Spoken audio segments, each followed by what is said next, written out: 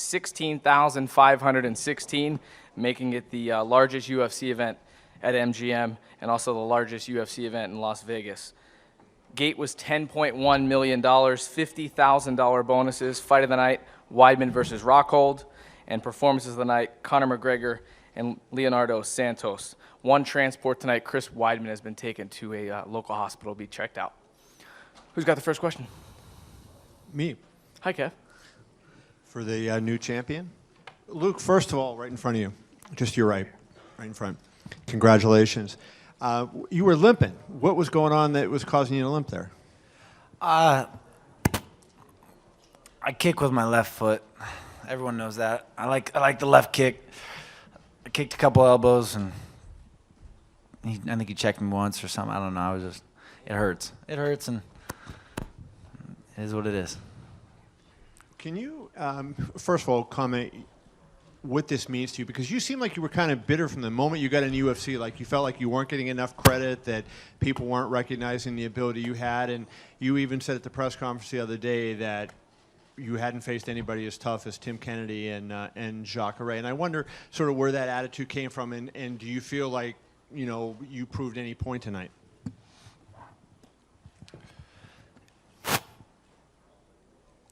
Yeah. I've been saying it for a long time. I believed I've been the best. I believe I've been the best in this sport for a long time. And people want to beat down my Strikeforce accomplishments, what I did, and I've taken my game to a new level. I said this last night, and I knew I'd come in there and I'd outperform them and get the job done, no matter what I faced going into this fight. And Luke, if you could, at the end of the first round, he was on your back a lot there. Were you ever in trouble? And then when you got the choke on him, did you feel that was in? And did you feel there was any chance of getting a submission in the first round at all? I knew I wasn't in trouble. I was just kind of feeling him out on the back. I wanted to see his positioning and his pressure and just get a little feel for the fight. I had him in the guillotine. Once I felt him on my back, I knew that he wasn't going to be able to advance and do anything. I really knew I had a big advantage there. I mean, it's funny, and just in positions like that, you already know. Yeah, the guillotine, I rolled him over. I almost had him pretty tight. That's one of my famous moves there on my guillotine. Chris is a tough dude. He worked his way out and hung in there. I couldn't believe he came back in the fourth round. Two other quick questions for you. One, your gym has now had 3 champions in 2015, including 2 current champions. Mm-hmm. What impact does training with Daniel and the other great fighters up there, Kane and the other great fighters, what impact does that have on your performance? And then just number 2, being part of this card with everything that Conor did to help build it up in 2 title fights and kind of a historic night, what do you think that does for your career going forward, and what kind of boost do you think that gives you? I'm not just saying that before, as I lead up to the fights. This is an iron sharpens iron world. And you can only get so good being a big fish in a small pond. I get the butterflies every day I go into training. I got to spar Kane and Cormier. And, if I'm off my game, I'm going to get beat up. And so I got to raise my level every day I come in the gym. And they got to do the same. And we've been pushing each other for so long. And that's the reason why, we are where we are. I think Chris will potentially better himself from this. And, you got to get around the best people you can. That's the name of the game. I'm so thankful for my whole team. I think we're the best team in the world. Kane's gonna go get his belt back, and then we'll have all of them. Being a part of this card, doing it here at 194, unreal. I couldn't even imagine a bigger stage and a better opponent, and the fight just to play out the way it did is unreal. And I'm at a loss for words. This is still trying to take it all in. Luke, you certainly had a great win tonight, but there were some moments of adversity for you. Were there ever any moments where you thought, this is just not going to be my night? No, I was just exhausted. I've never been that exhausted before in my life. I've been on antibiotics the last 2 weeks straight. I stopped taking them today because it was fight day. My foot was starting to swell up a little bit, especially the weigh-ins. I didn't take them that day, and so I was on my foot, and I was so depleted and want to get the antibiotics in my body. and then my foot started swelling up and tightening up last night. I got cellulitis, basically. It's kind of like staph, I guess. But it takes over your whole foot, and it's just been draining my body, and it's been affecting me. And so I just was had to fight through it and just make it happen. You know, I knew I was going to go in there. I was going to try to execute, you know, relatively early, so before that would affect me, and unfortunately it didn't happen that quick. I just had to suck it up, man. It's tough. It's been draining my body, so I'm glad that I got the job done and go out there and perform better next time. The one controversial moment was the stand-up from the guillotine. Obviously, it was on the opposite side of your body, so tough to finish there.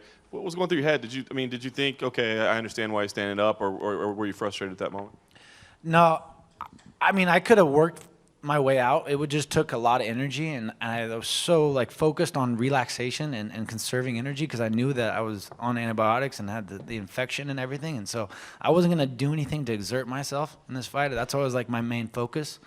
I don't fight the wrestling, flow with it, reverse it, and not, you know, overexert myself because I knew that I would have nothing left later on. And so I was just holding position with the guillotine. I was trying to relax through it, and Chris wasn't advancing, so I was happy to get stand up and just move around. So. Perfect. Thanks, Luke. Just Dave, if I could quickly for you, certainly we would normally ask Dana, but obviously you're always in close communication with him. There seems to be a lot of talk. People wonder, Conor's the big story. What's next for Conor? Is Jose worthy of a rematch after a decade without being beaten? Is Frankie hanging in the wings? And then we hear rumors that Kavanaugh's saying that he can't get to 145 anymore. Did Dana give you any indication before he took off of what the likely scenario is next? Yeah, he laid out two scenarios. One scenario is he stays at 45 and fights Frankie Edgar. The second scenario is potentially vacating that title and then moving up and getting the next shot following the Fox card next weekend between Cerrone and Dos Anjos. So those are the two scenarios. You know, Dana doesn't like to make fights on the night of a fight, but that's how he laid it out for several of the TV partners backstage. Did you make any mention of Croke Park? He did not, but I imagine the Irish fans who are currently parading in the MGM lobby will. Thank you. Just one last question for you, Dave. Any indication, preliminary indicators of how this thing is trending, where this thing ranks among the year's pay-per-views, maybe even among all-time pay-per-views? It's very likely to be the biggest pay-per-view of 2015, and it could be the biggest pay-per-view of all time. The metrics are off the charts. It will surpass any records we've ever done commercially. The web traffic has just been enormous, and 194 has been a good week for us here. Thank you. If I just could quickly for Damian, 4 fights in a row. It seems like you keep getting better and better every time. 38 years old, maybe fighting the best of your career. What's the key to your success right now? I think it's my team, you know. My team bring me the better out of me every time. Since Eduardo took my career, my manager and head coach, when I dropped to the welterweight division, he's focused on, you know, give the right strategy and work. Our training camp is very, very methodic. We don't do things just to do. We bring guys that we need. We do, you know, every day I have the trainings that I gotta do every day and the intensity of which training. So that's make me better and better. And I'm feeling better, you know, every day. I think I'm in my prime right now. And like I said, I wanna go for the title. I wanna have this chance. I truly believe, you know, from the bottom of my heart that I can beat anyone. You know, I had 9 fights in this division. I won 7 fights with dominant performance. You know, I won every round of those fights. Even, you know, many fights they said I was going to lose, like this one. And the fight that I lost was to Hori and was fight of the night, and I won, you know, 1 round dominant. And the other fight that I lose, I don't think I lose against Jake Shields. Wasn't a good fight, but okay, you know, that's it. And he was a great guy. He won Robbie Lawler and he won Dan Henderson, many guys. So, you know, I think, you know, I have the tools to be champion in this weight category. Thank you. Just lastly for Uriah, big win for you tonight. Are you planning on being cage side for the next title fight? And do you have a preference? Would you rather have the old rival or would you rather have the old friend? I would say the one that everybody wants to see is the classic story. You know, it's like a mix between Rocky IV and Rocky V. My boy Stallone actually left a voice message, and I gave a little Rocky Balboa shout out there. And, you know, it doesn't matter too much to me. I mean, I'm not here for a long time. I'm here for a good time. And fighting for the title is what my goal is. And, you know, I took myself off the market for a while. And it's kind of a weird thing when you've been, you know, at the top of any division you've been in your entire career.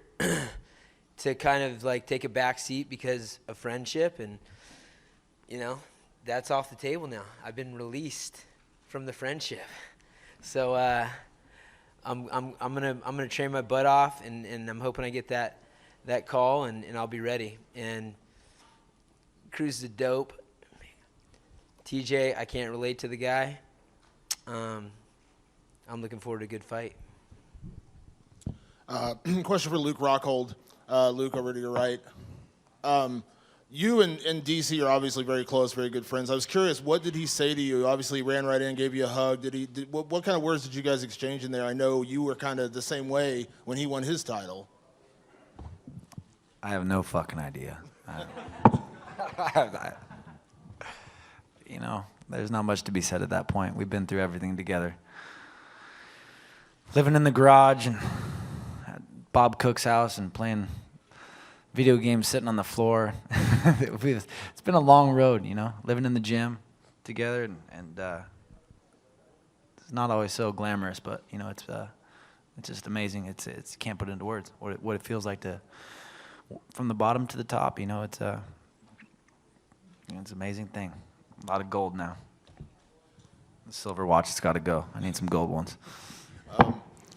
Obviously, you know, for the most part, you know, after the first round, it was a pretty dominant performance. You know, you won the second. Obviously, you could have finished him in the third. Most people thought it could have been over at that moment. You finished him in the fourth. But do you believe after fighting Chris Weidman and seeing what he's done, do you feel like you will see him again at some point in the future?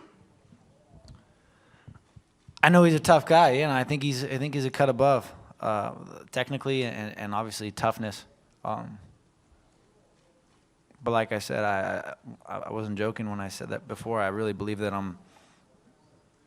I'll have the advantage wherever this fight goes every time we get in there, and I think he'll come back. But I'll put him right back down. You know, I got a lot of respect for him. But these guys aren't competing with me. I don't see anybody out there. Question for Yoel Romero. Yoel, congrats on the victory, of course. Obviously, you know, this seems like now you are the #1 contender. So I'm curious, you know, your thoughts on fighting for the title next, and what did you think of Luke's performance, assuming you saw it? Muchas felicidades con ganar hoy. Thank you. ¿Cuáles son tus pensamientos ahora que eres el #1 y qué piensas en pelear contra Luke Rockhold? Sorry. Bueno, primeramente que ha sido el trabajo de muchas personas.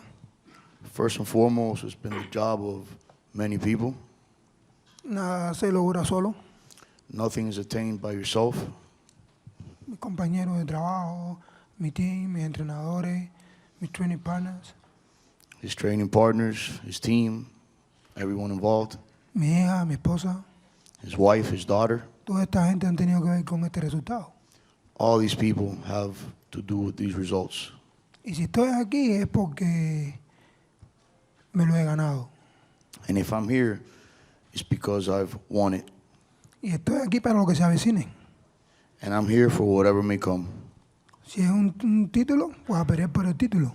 If it's for a title, I'm going to fight for a title Con los mismos deseos, with the same wants, con los mismos focus with the same focus, y las mismas ganas. and the same need. And a question for Uriah. You know, you stepped up in May. You fought Frankie Edgar at 145. Then you did the Ultimate Fighter, and I know that kind of came together almost short notice after everything that happened with Josie the last time. You kind of put your career on hold then too. Do you feel like, you know, you kind of got back on track where you wanted to be? You've said numerous times you want to be champion again. Do you feel like you did kind of define that tonight with the win you have and obviously the situation you know you have with both Dominic and TJ? I think so, but I don't make those decisions. You know, like I said, there's a couple fights that get me real excited.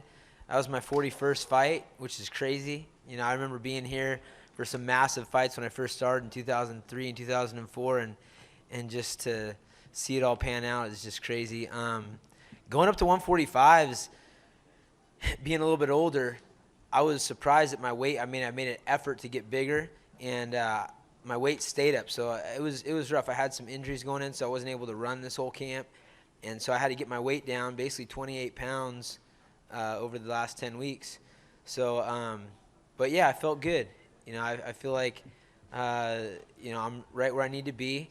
And like I said, I'm not trying to hang out here forever. I just want the fights that matter to me, and the fight that matter to the organization and the fans. And I don't think there's any secret what people want to see. And one quick question for Tisha Torres. Congrats on the win, of course. Probably, your strongest performance to date in the octagon, especially in that third round. But I'm curious, you've continuously asked for top 10 opponents. And, even Michelle Watterson, she's right on the cusp of that. Then she drops out, you get a new opponent. You have a win over Rose Namajunas. You have a win over Paige Van Zandt. Do you feel like, now at this point you deserve, to get one of those fights that you just can't seem to get? Yeah, for sure. I really wanted to fight Michelle Watterson. She's a former Invicta champion. I thought that was a great matchup. Unfortunately, she fell with injury. I thought Jocelyn would be another great matchup. I think she was, but unfortunately, she fell short, and I felt like it was one of my more dominant wins. And yeah, my next fight, I hope I do get a top 10 at least, at the very least, maybe a top 5 opponent, so I can just showcase some more of what I can do. Question for Luke. To your left. Hey, congrats. Thank you. Any kind of little bit of a redemption that the fight seemed to, I don't want to say turn, because it's not like you were losing necessarily up to that point, but a key moment in the fight was him throwing a spinning wheel kick. Is there any sort of redemption in that for you, or are you so far removed from that it doesn't even cross your mind? I'm blessed that happened. That changed me, it matured me, and it turned me into a different fighter. I embrace that. I love that. Of course, I want revenge, but I don't think that was the exact turning point. I mean, it definitely had a role. I rocked him earlier in the fight too. I felt good. I felt like I had the upper hand. Even with obviously the setback I had. So, I wish I would have had a little more energy to put it on him and I'll be better next time, no doubt. And then just real quickly for you, Uriah, you said right here, you left. You said you were hoping that you get that call to face the winner in January. I mean, is that basically what you're expecting at this point? I mean, you know how the sport works. You have a history with both those guys. Are you pretty confident in there that you have a title shot at 135? I would be pretty confident, yeah. I mean, really, TJ's the champ. He's been on my team for the last 6 years. Cruz, we're 1-1. And I feel like I put more of a beating on him than he did me. He etched out some takedowns in the 5th round and had a little higher punch count, I guess. But then Rafael Sunsao is ranked above me. I have a win over him, and he has a win over TJ. And I think I heard Barrow's going up. I don't know if that's true or not. But, so makes sense to me. And, I'm ready for that. Question back here for Max. Congratulations, 8th straight victory.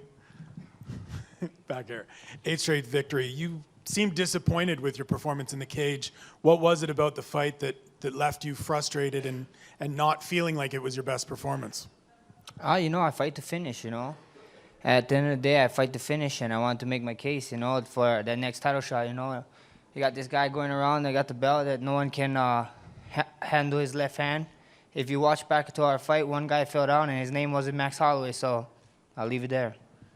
You heard earlier Dave say that, there's 2 scenarios for Conor, one of them being Frankie, but one of them being going up to 55 and vacating that belt. If that happens, I assume Max Holloway, Frankie Edgar for a vacant title sounds pretty good to you. Look, Holloway versus McGregor 2, Croke Park, I think we sell that thing out, I actually give him, I'm the only guy that actually gave him a fight. And then, if he moves up, Edgar versus Holloway, UFC Hawaii, we can get one back for BJ Penn. Whatever happens, whatever floats his boat, whatever Dana White them want, I'm ready, I'm here, I've been winning. Me and Conor lead the division in wins right now, so, why not me and him? And if he leaves, then I'm glad with Frankie. Let's do that UFC Hawaii. They keep talking about UFC Hawaii. Let's make it happen. We got a stadium down there, 50,000 plus. Let's do it. Question for Dave over here. See, over here, front row, to your left. Oh, there you are. Is the fight between Yoel and Rockhold official? No. Rockhold, what do you think about Yoel's performance? Did you get time to see it? Yeah, I saw it.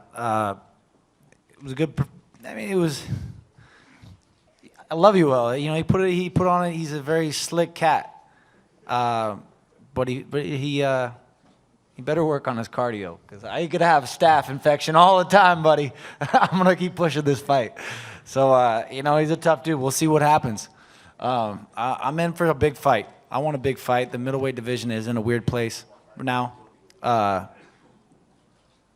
We'll see. We'll see what happens. We'll see what the boss wants. Obviously, I want a big fight. I want a fight that will be great for the fans, and we'll see. That was I'll leave it at that. And the same question for you. What do you think about Rocco's performance? ¿Qué piensas de cómo peleó Rockhold? Fantástico peleador. Fantastic fighter.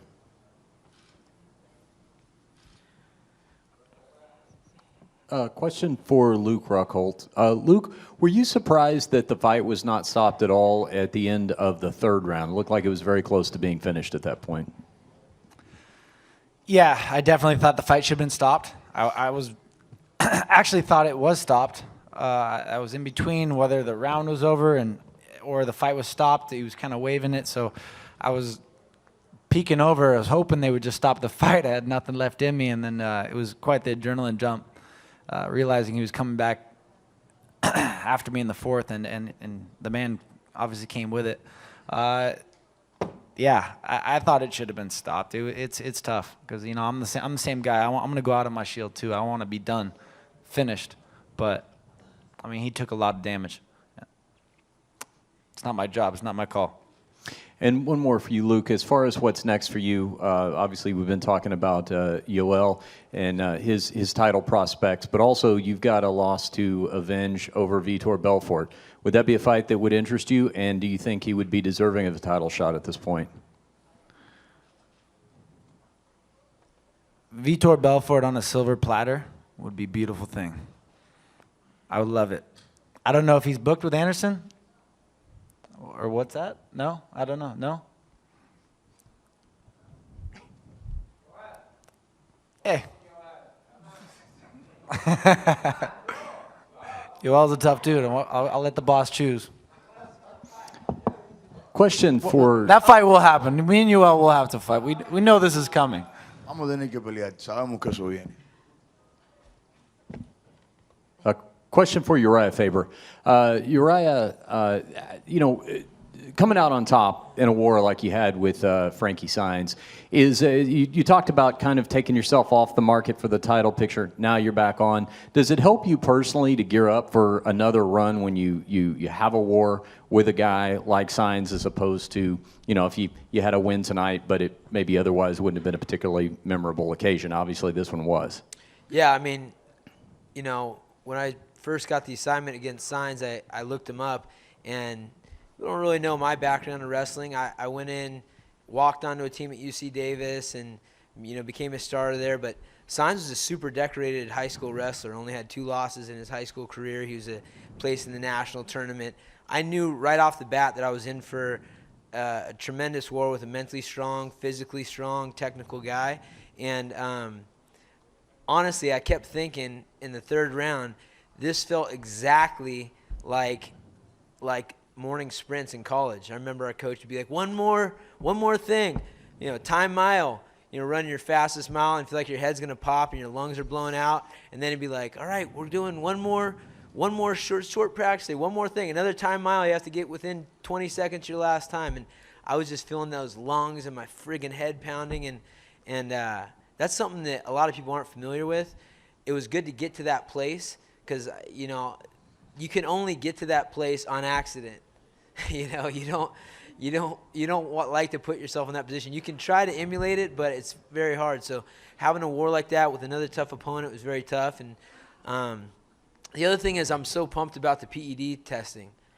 For those who know me, I've been straight and narrow my entire career, and I think, I would like to do the ice bucket lie detector PED challenge to anybody in the top 10 of the UFC.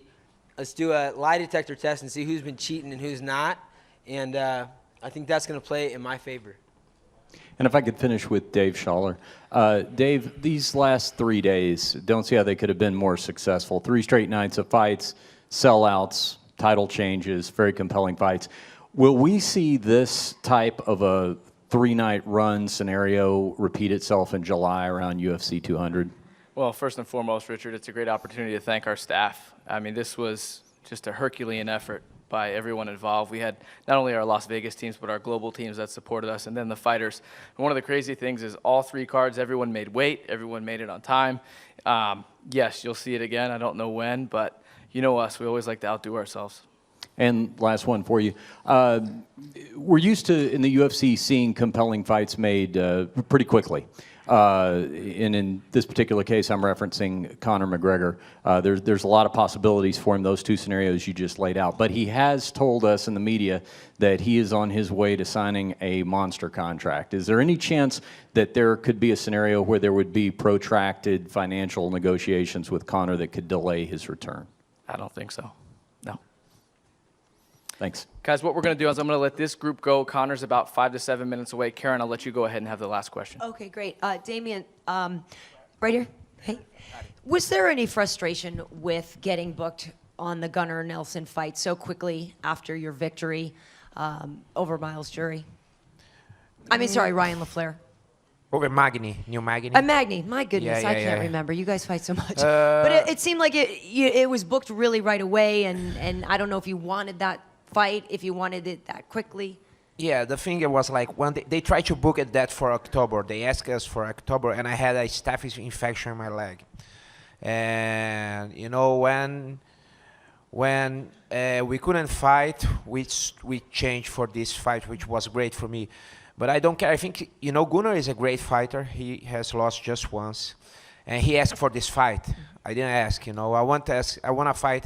I want to fight a guy that could ride me to the title. But he asked for the fight, and the last fights, everybody was asking to fight me. I went there, I did my job, I won, and it was funny. Like I said, I don't know how the ranking works because I won against Neil Magny. I submit him. I got the performance of the night bonus, and I still number 6 in the world. Then after that, Magny won Eric Silva, and Magny won Gastelum. And actually, Gastelum, after Magny won him, he got 2 positions better, And for me, I submit Magny, and, I still number 6. I don't know what's happened with these rankings. I think these rankings should be more exact. I think it would be like a mathematical form, something like that. And depends who you win, you get better. It's not just I'm wondering who is better and who's not better, because everybody gets influenced by the marketing and by everything. And I don't care. I know my performance all my performances in these weight divisions were dominant. Every time I won, I won with no chance for my opponents. And like I said, I wanna, I'm doing. Running for the title. I did at 185, and now I'm much better fighter. I'm much better athlete, much better everything. And I know I have the chance. My other question to you is, Gunnar had said that he wanted to engage with you. He wanted to try his jiu-jitsu versus yours. Everybody knew it would be this great grappling fight. Was there a point, though, after the first round where you expected him to just want to do a stand-up fight from there on in? Yeah, Did you really believe him? I really thought he wouldn't go for jiu-jitsu with me. I thought, he was going to start to stand up because he thought he was better standing up. But for me, since I start training for this camp, my goal was to take him down. He did well defending. Actually, he swept me sometimes. And the difference of this fight is that he has a awkward stand up, so it's hard to train a guy like that. We bring some Shotokan karate guys to my academy to train. And also, on the ground, I knew normally when I put the guys down is when the fight start getting easier for me. But with him, I knew it was going to be different. But, I was able to do well. I was able to sweep, go to his back and do my job. And, I tried go to the arm, didn't work. I tried to submit, but, I did my best. That's it. Nice. Thank you. And lastly, real quick for you, Uriah, it was kind of a tough week leading into your fight for Team Alpha Male with Paige and with Chad. I'm just curious your thoughts on Chad's loss in particular. Just how do you feel about that?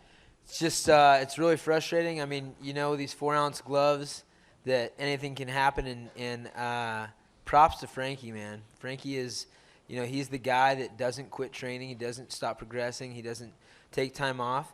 And that could have been anybody's exchange, and he clipped him in a real strange way. It was just right on the, nicked his upper lip and put Chad down, which is sad for Chad because, there's a lot of buildup. After you saw how he was on 2 weeks' notice with Connor, stepping in there, his fight with Aldo, Chad, people are going to be jumping out of the weight class and doing this and doing that. I would love to see Chad stay in there and get another shot with Frankie coming up, or do something big. And it was, I was thinking about that in my fight. I need to get morale up, and it was motivating for me. That's one of the coolest things about being a part of a team is it's more than just you. It's somebody, you have a family, you have a support system, and yeah, it was rough. And after your guy won the Ultimate Fighter, can you admit that you actually like Connor? Yeah, I like Connor. Connor's a good guy. We had some good times in Vegas. Not that he can't get on your nerves, but I enjoy his mindset. He's a special guy, and man, really feel for Aldo. What a great champion.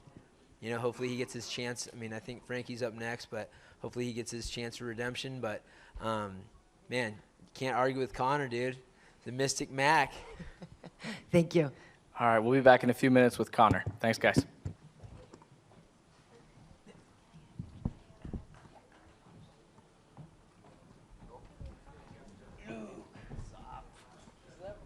Bringing it back to Cali, huh?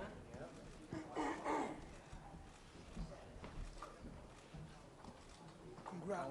Back to Cali. Congratulations. Staying in Cali. Congratulations, bro. Congratulations. Good job, boys. You too, bro.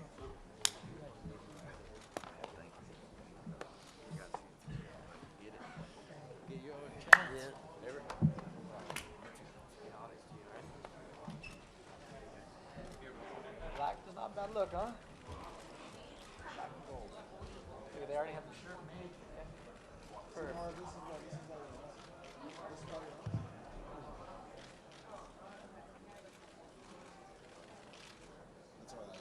Got it up. Time to start putting the case together. Strike 4.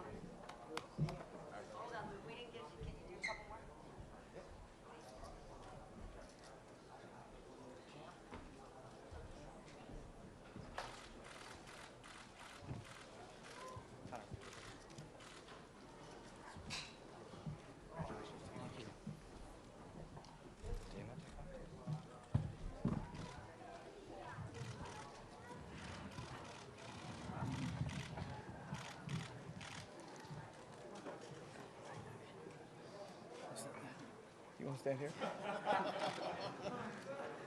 First and foremost, Connor, congratulations on the cover of EA Sports. And I'll turn this press conference over to you, sir. Thank you so much, everyone, for coming here. I'd like to thank, on behalf of myself and the promotion, thank all the media members for all the work that they put in. We are extremely grateful. Tonight was a phenomenal night. $10.1 million gate, the highest pay-per-view of the year. We done it again. It's been a great year for myself, my team, my family, the promotion. I'd like to congratulate the UFC, everyone at the UFC that puts in all the hard work behind the scenes. Again, extremely grateful. Any questions? Yeah, Connor. Yeah. Over here. Where? Right here. Yeah. Mm-hmm. How are you, sir? How are you? Good. Congratulations. Thank you. I was asking you on Thursday about his right hand. Yeah. Can I tell you what you told me? I said his right hand would get him into trouble. It's the shot I predicted. I said he'd overload on his right hand. I said I'd slip. I said I'd bang the left hook. And that's what happened. Word for word, You said, I felt when we stared down, I felt his right hand was twitching, which was a subtle tell for me. He is ready to unload that right hand, and I feel that could be a downfall for him. If he lets that right hand go, I will not be there. I simply enter the way I enter, and that is enough. They either overextend or they shrink away, but either way, it is not good for them. I will create traps and dead space inside that octagon, and I will walk him into that dead space, but all of a sudden, he will be in danger. How do you do that? How do you predict these if things? you can see it here, and you have the courage enough to speak it, it will happen. So I see these shots, I see these sequences, and I don't shy away from them. A lot of times people believe in certain things, but they keep to themselves. They don't put it out there. If you truly believe in it, if you become vocal with it, you are creating that law of attraction, and it will become reality. I knew he would overextend, and I knew I'd catch him. So Mystic Mac strikes again. The other thing we talked about was innovation, and about the idea that something will go as far as it can go, and it will sort of get to an end, and everything will be the same, and then somebody will have to innovate and change that. Was he the best taxi in the world, and are you Uber? Now, you know, Jose has been a phenomenal champion. It would have been nice if the contest had stretched out a little bit longer, just for all it's been through. But I still feel the same process would have happened. Timing beats speed, precision beats power, and that's it. So I respect Jose. I wish him well. But now we are on to the next chapter. And last question, Connor. Is the new thing that you're innovating just some kind of... How do I look up here, first yeah, of you all? look good, sir. I think it suits me, right? Yeah. I think I look good up here. And are you innovating a weird combination of confidence and movement? I've always been fascinated by movement, and you know, I always look at people that can move in unusual ways and have complete control of their frame. I don't see them as people that just have control of their body and control of their frame, but they have control of their mind to be able to go into certain positions and balance on one hand, or in unusual positions. To be able to do that, you don't just have control over your body, you have control over your mind. So it's always been something that's fascinated me. And I've always been learning and trying to implement different forms of movement and variety into my game. We brought in Mr. Ido Portal this week, fight week. He came maybe a month ago. We trained for a couple of days, but then fight week was perfect because the hard training is done. It's about entering the contest fresh, your body supple and free. Fight week is not about...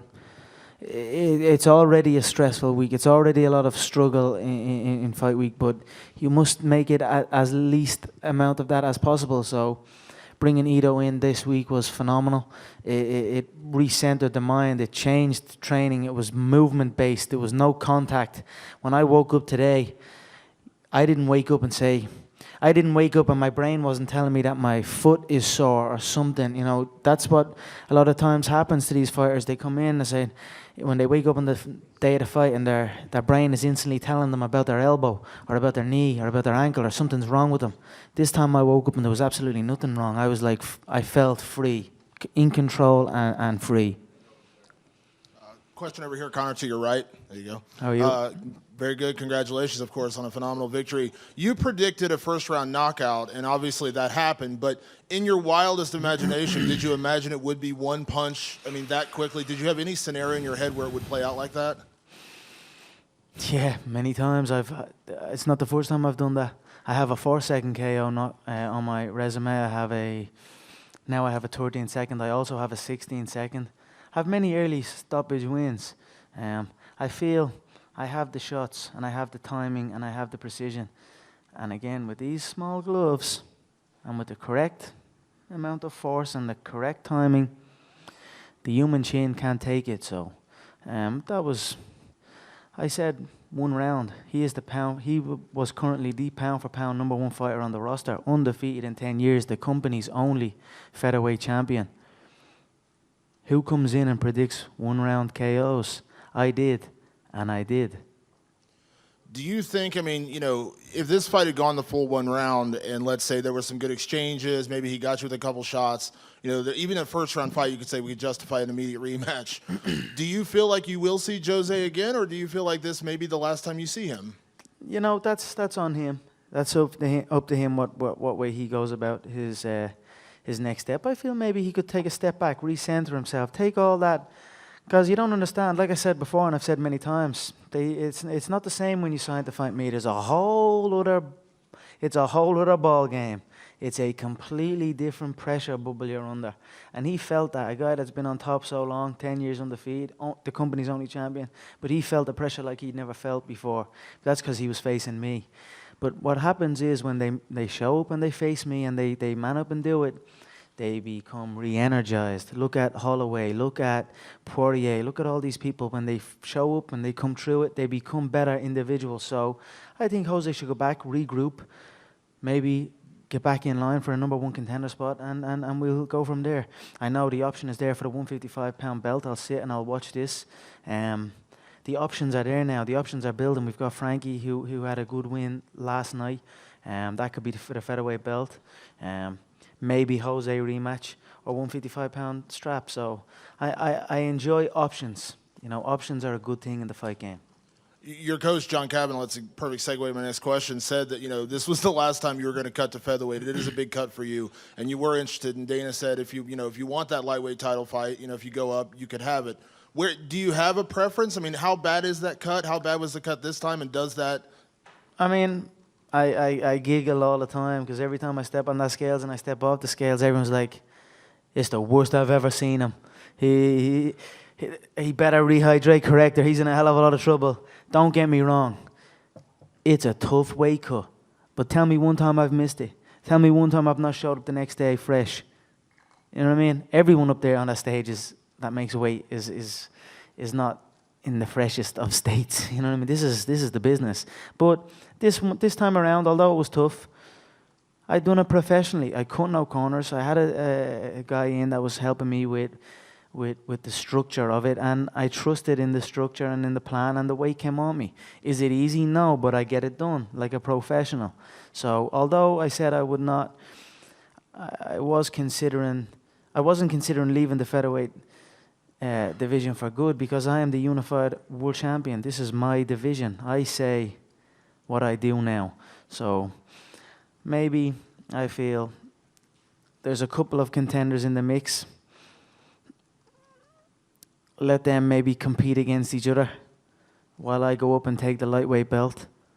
Allow a contender to emerge and go back down and take out that contender.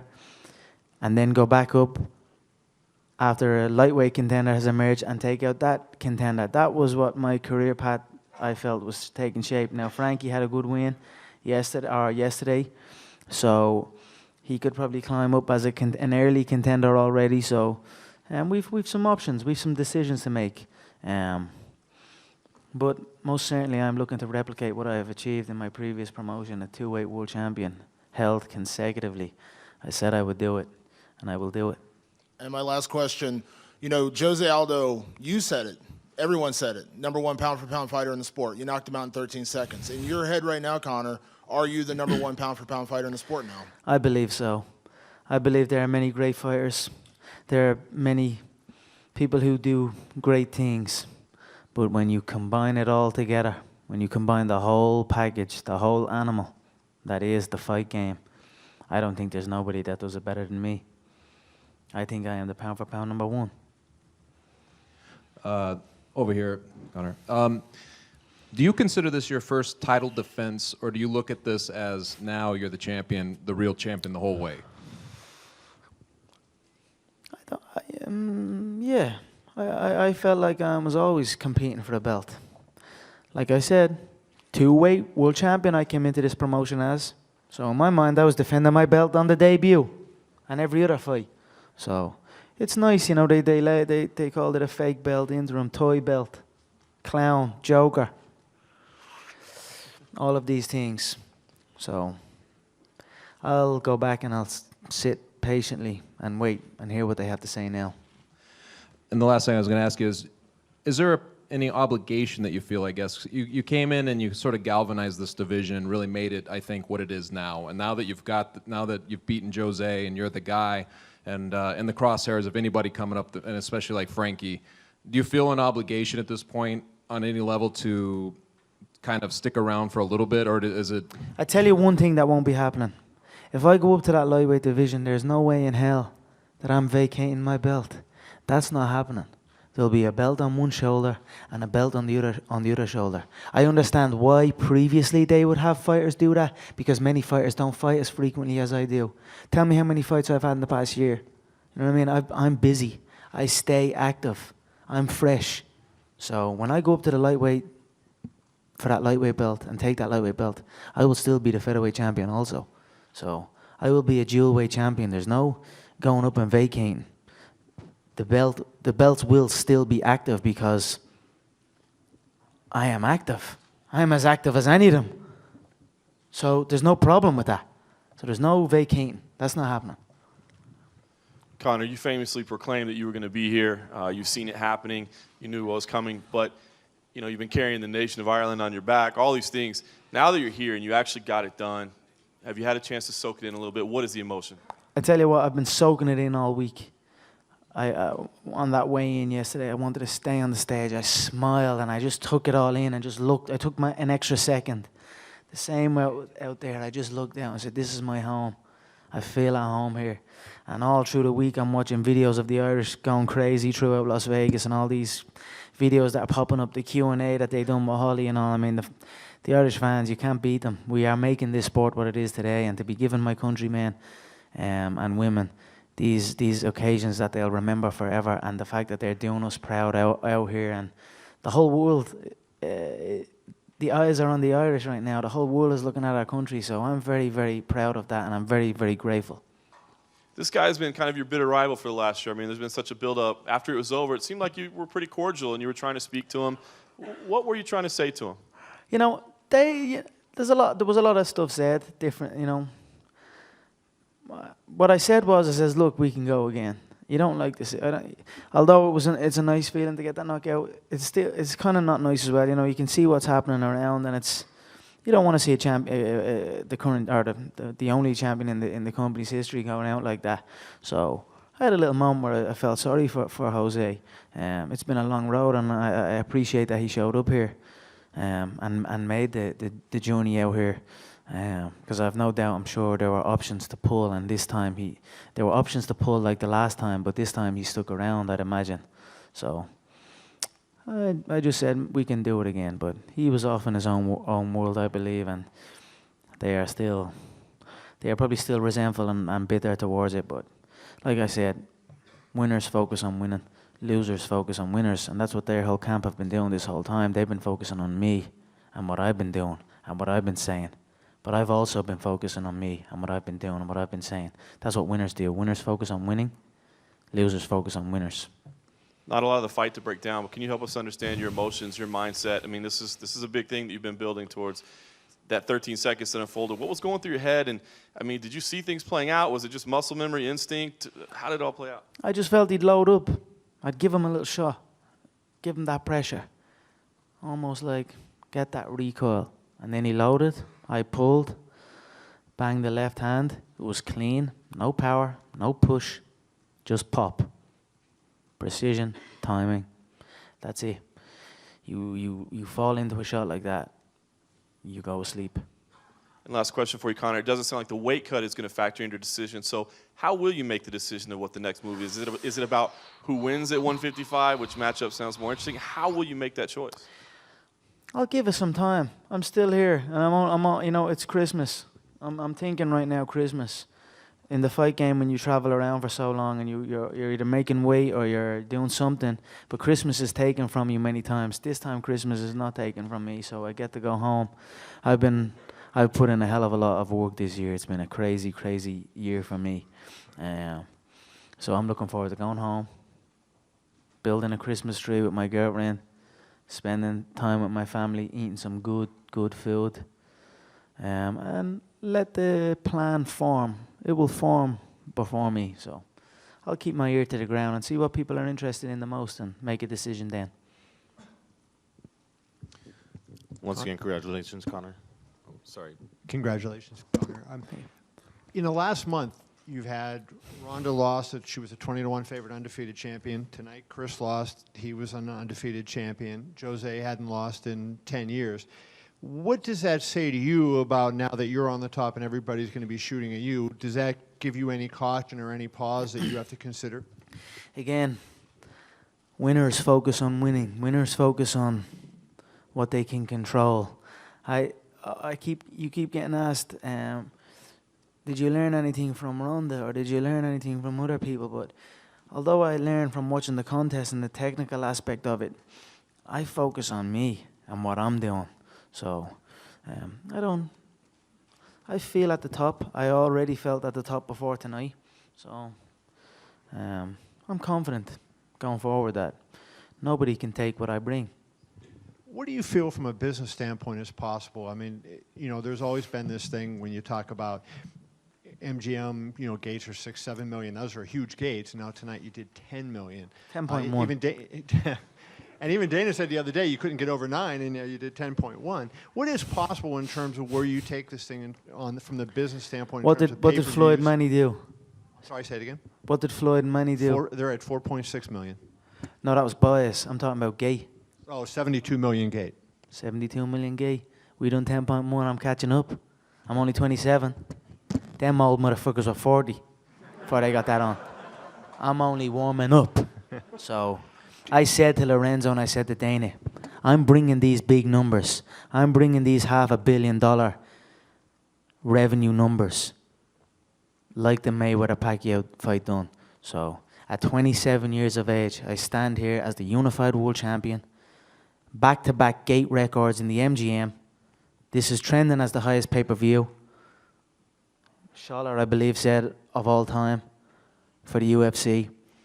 So at 27 years of age, with every record in the book, with weight divisions above ready for me to go at, super fights left and right. Tell me one other champion that's been like that. Every other champion gets a belt and they don't want to go up or they don't want to go down. I'm going straight up. So I'm bringing these big numbers and the sky is the limit. And I guess just in that vein, when you think of the Mayweather-Pacquiao fight, it was because it was 6 years. People wanted to see that for such a long time. There was some hook to it. And it would seem to me like the dual championship would be the hook for you to be able to kind of get that type of thing. Do you feel like that is it, or is there a specific opponent that people may think that will be more than just the hook of, say, another title? Yeah, well, there's many ingredients to form that what it was. But like I said, 27 years of age, this can happen. Anything can happen. I could go up unified, or I could go up and take that lightweight belt. Maybe Jose make a run back, and maybe people want to see that again, and just builds and builds. Or, things change and things grow in the fight game. So these hooks appear, and we capitalize, and that's what we do here at the UFC. All right, Connor, once again, congratulations. This was not only just, you winning the title, but with 13 seconds, this beat Ronda Rousey's 14 seconds for the fastest UFC title fight ever. How do you respond to that? Is that something that you thought about when it happened, or is this the first I certainly didn't think about that when it happened, but I do enjoy the numbers. I make no secret of that. I do enjoy breaking records, so I'll add that to my list of broken records. And this was a great night for you. Unfortunately, this week hasn't necessarily been as great for some of your teammates. Gunnar Nelson, it didn't go his way. Same with Artem Lobov. What did you think of their fights, their performances? I was absolutely heartbroken watching Gunnar fight there. He's so, there's so much to do with the game now. It grows, and there's a lot more to it. He experiences first more extreme weight cut as well this time because he's naturally grown into the welterweight division. So there's many factors in it, but that wasn't the true Gunnar Nelson out there. He's there and he has every shot and every movement in the book. It's coming. It's coming for Gunnar. It was very, very sad to watch that. You have to give respect to Damian Maia. I feel the early exchanges were more of what Gunnar is capable of. Damian had that body lock. Gunny had the overhook. and that little footlock trip and ended up in top position. There was it was a beautiful fight. Hats off to Damien. Gunnar will be back. He'll grow with it like he did previous. So the Artem fight, I mean, Artem has been with me from the beginning also. What he done in the Ultimate Fighter house after being with me in Las Vegas for the last camp, to go in back-to-back KOs. To watch that fight play out as well was very upsetting, because it wasn't truly a fight. I mean, if you beat a guy, beat a guy, you know. But respect to Ryan as well. It was a great weekend for myself. It was a mixed up and down weekend for my team. But as my coach says, we win or we learn. So we will learn. We will head back to the gym. We will enjoy every sequence that happened over the course of this weekend and learn and grow from that and add to it and implement these lessons in our game. And just final question, like you said, you want to keep your eye on the title fight between Dos Anjos and Cerrone. Who do you see coming out on top in that fight? You know, I don't know. I haven't even given it a second thought. It doesn't really matter. I'll keep my ear to the ground. I'll see what kind of numbers we're talking. I mean, it's not even a pay-per-view card, so the division is struggling big time. The division needs me. I don't need the division, so I'll play it by ear and see. But I am emotionless to who comes out victorious. Conor, your people are so important to you. What was it like for you, at the introduction, right before the fight started, and hearing the support? And then also, don't you want to take a fight back to Ireland? I mean, if they offer me a Crow Park, or if they offer me the football stadium, you're damn right I'm going to take it. Can't you demand it? Maybe I can these days. Maybe I can. But like I said, I'm going to sit back in the shadows for Christmas and plot. And then I'll come back in the new year with something for you all. The importance of your people, though, tonight. I mean, I am extremely proud of my nation and extremely grateful for all the people that come over here and travel for me. I mean, like I said, the fans all week have been amazing. The whole world is seeing the Irish and the support they have for myself and each other. And that we are good people. We just like to have a good time. No trouble. We just want to have a good time. And it's great to see my nation on the map. So I'm very proud of that. Thanks again for everything. Thank you. Okay, last question. Conor, you mentioned the fans from Ireland several times. What do you think the strip's going to be like tonight, and how do you plan to celebrate? The strip will be green, white, and orange, my friend. I have an after party now at the SLS, so I'm going to go have some steak with my family, a little bit of food, and then I'm going to celebrate with my fans who are at the after party, a little drink or two, and then just rest for the night, and then see what tomorrow brings. But it's been a great year for myself, the promotion. I'd like to congratulate and thank everyone involved, and I'll see you again in the new year. Thank you so much.